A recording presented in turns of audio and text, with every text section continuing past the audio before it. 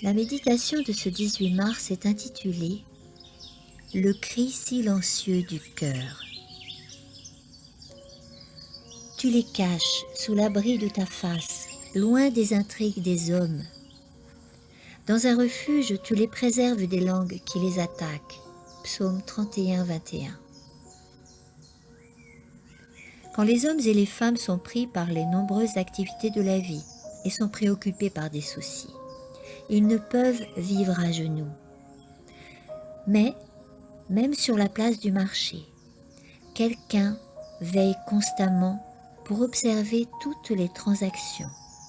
Et dans les registres du ciel sont notées toutes les fraudes commises pour s'enrichir illégalement.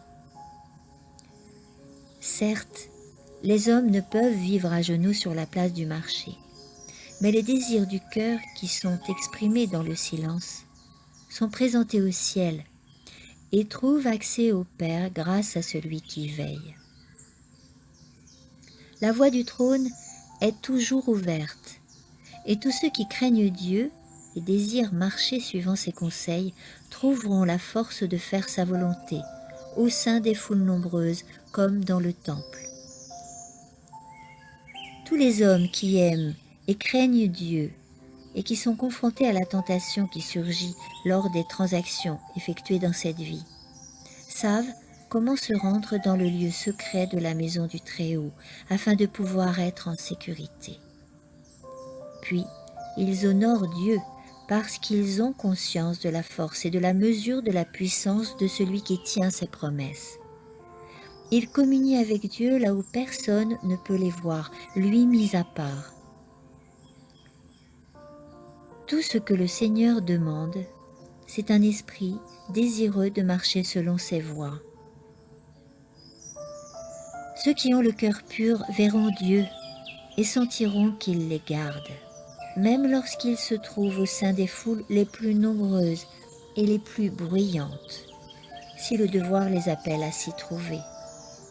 Dans ces lieux, ceux qui reçoivent le Christ avec sincérité portent la lumière de la vie. Notre religion ne doit pas être une réalité uniquement lorsque les circonstances sont favorables. Une religion dépendant des circonstances faillira sans aucun doute au moment où elle sera pourtant utile dans un contexte difficile. Adopter la religion de la Bible signifie faire briller la lampe de l'Évangile malgré des circonstances défavorables. La place du marché, l'atelier, à savoir des lieux où il est difficile de prier.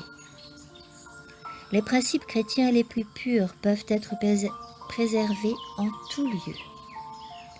Lorsque nous aimons le Christ et avons la conviction qu'il est notre sauveur personnel, nous pouvons nous réclamer de sa grâce et de son soutien partout où nous sommes.